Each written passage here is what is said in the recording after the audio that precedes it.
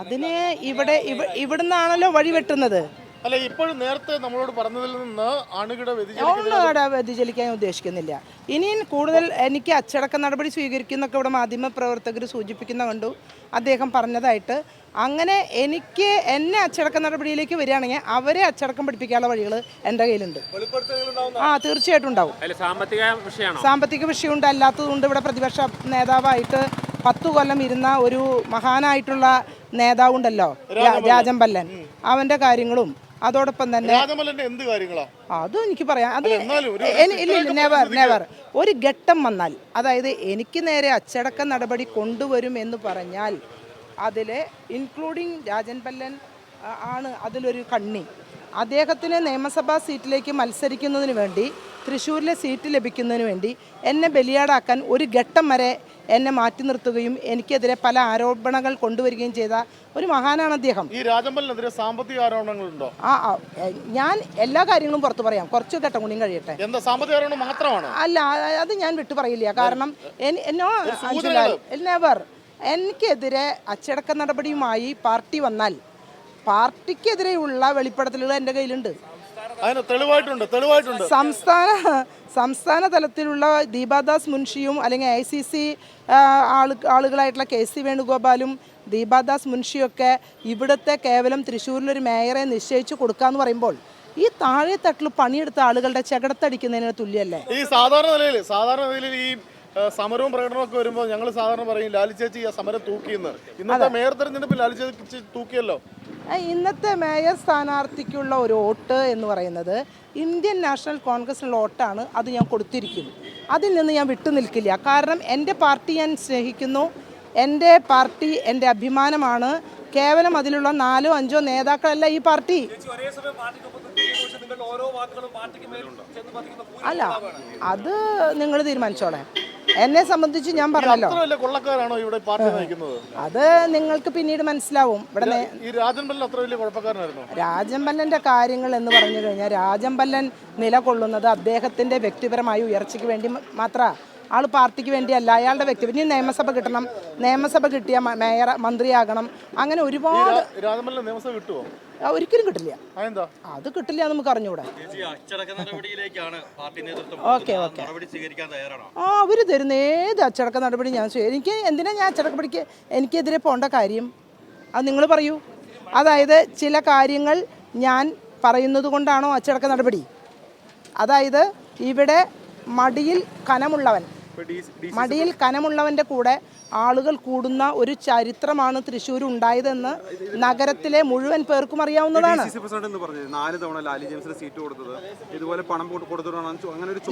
Never ഒരിക്കലും അല്ല. അദ്ദേഹം DCC പ്രസിഡന്റായിട്ട് എത്ര നാളുകളായെന്ന് നിങ്ങൾ നോക്കണം. അദ്ദേഹം എന്നാണ് DCC പ്രസിഡന്റ് ആയത്? അദ്ദേഹം അല്ലല്ലോ തന്നത്. ഇവിടെ എന്നെ മുന്നിലേക്ക് വെക്കുന്നത് അഡ്വക്കേറ്റ് തേറമ്പിൽ രാമകൃഷ്ണൻ MLA ആണ്. അദ്ദേഹത്തിന് വേണ്ടി പോസ്റ്റർ പതിച്ച് നടന്ന ഒരു പ്രവർത്തകയായിരുന്നു ഞാൻ ആ കാലഘട്ടത്തിൽ. പിന്നീടാണ് അദ്ദേഹം എന്നെ കണ്ടെത്തിയതും എന്നോട് നിൽക്കാൻ ആവശ്യപ്പെട്ടതും. ഞാൻ വന്ന് ചോദിച്ചതല്ല, എന്നോട് നിൽക്കാൻ ആവശ്യപ്പെട്ട് എന്നെ വിളിച്ചതാണ്. അവർ പറയുന്നു. പക്ഷെ ഞാൻ പറയുന്നത് നഗരത്തിലെ ഒരു ഭരണം എന്ന് പറയുന്നത് കണ്ടിന്യൂസ് പ്രോസസ്സാണ്. അത് കട്ട് ചെയ്ത് ഓരോരുത്തർക്ക് നിലനിൽപ്പിനും വായടയ്ക്കാൻ വേണ്ടി കൊടുക്കേണ്ടതല്ല. ഇത് ജനങ്ങൾക്ക് വീണ് കിട്ടിയിട്ടുള്ള അവസരമാണിത്. ഈ അവസരം ജനങ്ങൾ നൽകിയതാണ്. ജനങ്ങളുടെ ആവശ്യങ്ങളും വികസനവും ക്ഷേമവും നോക്കാൻ ഒരു മേയറെ കൊണ്ടുവരുമ്പോൾ ആ മേയർ സ്ഥാനം പലരുടെയും വായടപ്പിക്കാൻ കട്ട് ചെയ്ത് കൊടുക്കേണ്ടതല്ല. അവർ ഭരിക്കട്ടെ. നിജി ജസ്റ്റിനെ മുന്നോട്ട് കൊണ്ടുവന്നിട്ടുണ്ടെങ്കിൽ അവർ നയിക്കട്ടെ 5 വർഷവും. അല്ലെങ്കിൽ കൊടുക്കാൻ ഇവിടെ അർഹതയുള്ളത്. നിജി ജസ്റ്റിന് പിന്തുണയുണ്ടോ ലാലി ജെയിംസിന്റെ? വ്യക്തിപരമായിട്ടില്ല. ഒരു കോൺഗ്രസിന്റെ മേയർ എന്ന നിലയ്ക്ക് ഉള്ള ഒരു പിന്തുണ, അല്ലാണ്ട് വ്യക്തിപരമായിട്ട് ജെയിംസിനോട് അടുത്ത മേയർ ആവാൻ ആവശ്യപ്പെട്ടാൽ ഇല്ല. അത് ഞാൻ മനസ്സിലാക്കുന്നത് അവസാന ടേമിലേക്ക് എന്നെ മാറ്റി നിർത്തിയതിൻ്റെ കാരണവും നിയമസഭ അടുത്ത് വരുമ്പോൾ സാമൂഹിക ഈ ഒരു എന്താ പറയുക സാമുദായിക പരിഗണനയിൽ ഇത് മതേതരത്വ പാർട്ടിയാണ്. മതേതരത്വ പാർട്ടി ഏകദേശം ഇവിടുത്തെ വിജയം കഴിഞ്ഞ് എത്രയോ ദിവസമാണ് സാമുദായിക ഒരു സന്തുലിതാവസ്ഥയ്ക്ക് വേണ്ടിയിട്ട് എത്രയോ തവണ അവിടെ ഇവിടെയും കയറി നടന്നു എന്നുള്ളത് എല്ലാവർക്കും അറിയാം. പക്ഷേ അവസാനം ഗതിയില്ലാതെ വന്നപ്പോൾ അവർ ഒരു വ്യക്തിയെ നൂലും ഇറക്കി കൊണ്ടുവന്നു. ഒരൊറ്റ കാര്യം, ഈ പാർട്ടി നടപടി ഉണ്ടായാൽ ലാലി ജെയിംസ് പദവി രാജിവെച്ച് ഒറ്റയ്ക്ക് മത്സരിക്കാനുള്ള ധൈര്യം കാണിക്കുമോ? അത് അത്രത്തോളം ആ ഘട്ടത്തിലേക്ക് വരുമ്പോൾ മാത്രമാണ് എനിക്ക് പറയാൻ കഴിയുന്നത്. കോൺഗ്രസ്സുകാർ തന്നെ, അതിൽ ഒരു സംശയമില്ല. അച്ചടക്ക നടപടി ഉണ്ടായാലും ഇവർ 4 ആളല്ലല്ലോ സുഹൃത്തുക്കളെ ഇവിടെ പാർട്ടി എന്ന് പറയുന്നത്. ഇതിന് മേൽഘടകമുണ്ട്, ഇതിൽ അപ്പുറത്തിരിക്കുന്ന, അതായത് ഇവിടെ KC വേണുഗോപാൽ എന്ന് പറയുന്ന നേതാവിൻ്റെ ഗ്രൂപ്പാണ് ഇതിവിടെ കളിച്ചിട്ടുള്ളത്. റോളുണ്ട്. അത് എനിക്ക് പറയാൻ കഴിയില്ല. കാരണം ഇവിടെ നിന്ന് എങ്ങോട്ട് പോയി എങ്ങോട്ട് വന്നു ആർക്കൊക്കെ കൊടുത്തു ഇതൊന്നും എനിക്ക് അറിഞ്ഞുകൂടാ. എനിക്ക് അറിഞ്ഞുകൂടാ.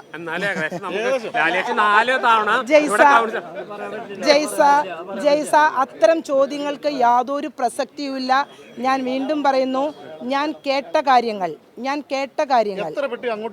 എനിക്ക് അറിഞ്ഞുകൂടാ. ഞാൻ അവരെ കൂടെ പോയിട്ടില്ല. എന്നെ 2-3 പേര് വിളിച്ചു. അവരെ വിളിപ്പിച്ചതാണ്. എന്നോട് പറഞ്ഞു ഇനി കൂടുതൽ പ്രതികരണങ്ങൾ വേണ്ട, ഇവിടെ വെച്ച് അവസാനിപ്പിച്ചോളൂ എന്ന് പറഞ്ഞു ഉപദേശകരുണ്ടായിരുന്നു. ഞാൻ പറഞ്ഞു ഇപ്പോഴും ഞാൻ കൂടുതലായി മനസ്സ് തുറന്നിട്ടില്ല. ഞാൻ മനസ്സ് തുറക്കേണ്ട ഘട്ടം വന്നാൽ തീർച്ചയായും ആ മനസ്സ് ഞാൻ തുറക്കും. ആ മനസ്സ് തുറക്കുമ്പോൾ അതിന്റെ സ്റ്റെപ്പിനുള്ളിൽ നിന്ന് രാജൻ പല്ലന്റെ ചില രഹസ്യങ്ങൾ പുറത്തു വരും. അത് രാജൻ പല്ലൻ ഉൾപ്പെടെയുള്ള കൂടുതൽ അദ്ദേഹമാണ് ഇതിനകത്ത് കളിച്ചത്.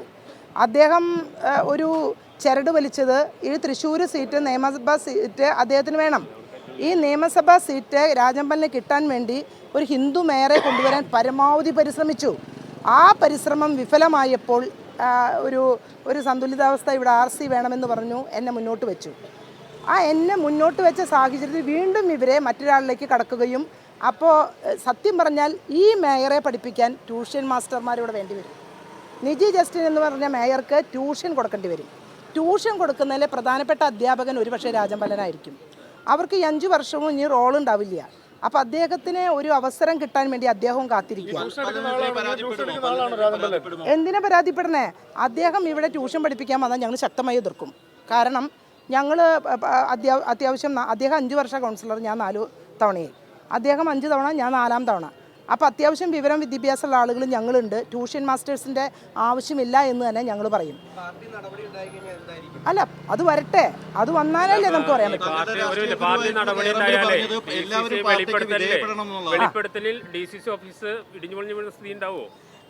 അല്ലല്ല, അങ്ങനെയൊന്നല്ല ഞാൻ പറഞ്ഞത്. രാജമല്ലൻ ട്യൂഷൻ ഇവിടെ കൊടുക്കാൻ വരരുത് ദയവുണ്ടായിട്ട്.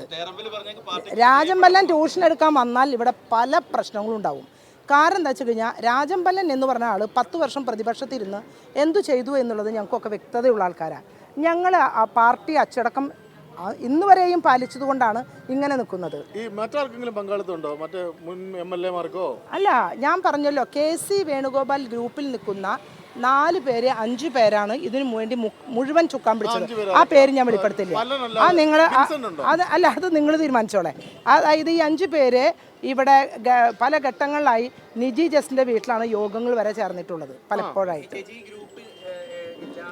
എന്നെ സംബന്ധിച്ചിടത്തോളം ഇവിടെ ഗ്രൂപ്പ് ഇല്ല എന്നാണ് ഞങ്ങളുടെ നേതൃത്വം പഠിപ്പിച്ചിട്ടുള്ളത്. ഇപ്പോൾ ഗ്രൂപ്പ് ഇല്ല എന്ന് പറയുകയും ഗ്രൂപ്പിൻ്റെ ഉള്ളിൽ ഗ്രൂപ്പ് ഉണ്ടാക്കുകയും ചെയ്തിട്ടാണ് ഈ പണി ചെയ്യുന്നത്.